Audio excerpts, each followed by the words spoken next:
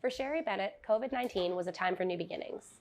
She was a stay-at-home mom for years until May of 2020 when she saw a need in her community and she answered the call. During the pandemic, you can't get anything. Like, no shops were open, everybody was closing, you couldn't go in. All that good, fun stuff we didn't want to happen. And someone really needed flowers for their parents' funeral. And they were pleading on Facebook, and it broke my heart. And I decided, okay, I'm going to figure out how to get what these people need. When Bennett first opened Classic Creations, she didn't know if the business would survive. But with the help of her family, she took it one step at a time. Some days you wondered why you were sitting here. Nobody knows you're here. Not a lot of people know you're here. And it was very scary. I was wondering myself if I was going to make it, but I wasn't giving up. During the early pandemic, Classic Creations helped people escape the house and send their loved ones flowers to let them know they cared. But even though the opening of Classic Creations was a success, many other small businesses weren't as lucky.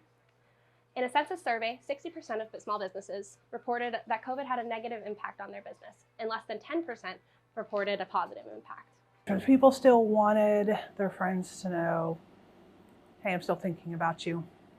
I miss you. I miss talking to you. I miss visiting. Carrie White, the executive director of West Virginia University's Launch Lab and a professor of entrepreneurship, says no one knew what to expect for small businesses like Bennett's when the pandemic struck. In the early days of the pandemic, I don't think any of us could have even realized how long it was going to last and that we were all going to be shut down and locked in our homes, and how quickly every business was going to have to adapt, right? And adjust the way they do typical businesses. And I think, it was the ones who were able to, look at it and say, we can offer our products and services to people in a different way and be compassionate and communicate with people, were the ones who I think did well. White says the businesses that did well were compassionate and in touch with their customers' needs.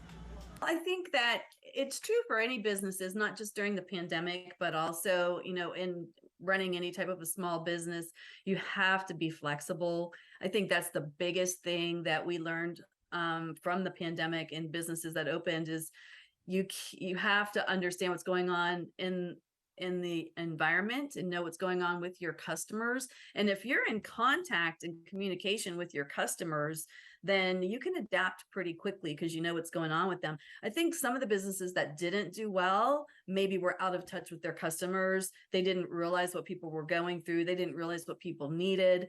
And by the time, they learned that, it was too late. Bennett says her shop was a place that people felt safe even during the pandemic because they knew it wouldn't be crowded and they knew it would be clean. People knew that they could come here. It was constantly bleaching and sanitizing. I don't care if I had one person. This is what we have to do, and I want to be open and I want to be here. By opening her shop, Bennett brought something new to downtown Fairmont, and she hopes now that more people will do the same. For West Virginia Today, I'm Laura Bonatesta in Fairmont.